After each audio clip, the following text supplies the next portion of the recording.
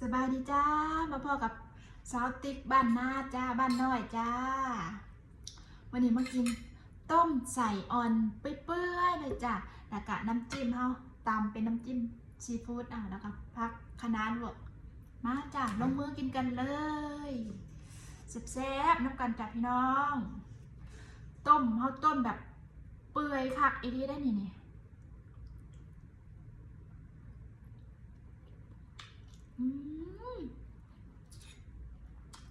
รส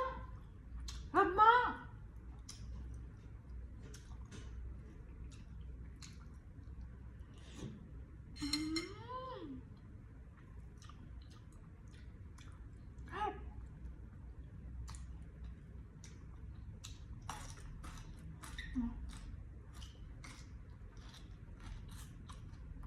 อื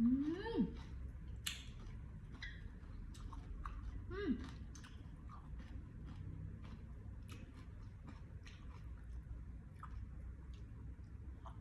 อืมสดมาก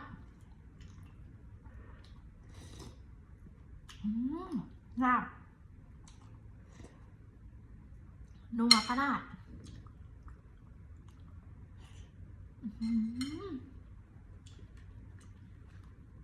มาเด้อพี่น้องทั้งไกลทั้งไกลมากินน้ำกันนะจ๊ะ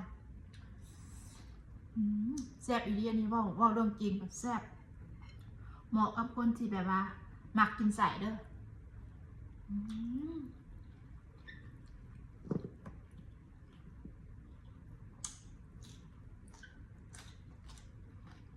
อืม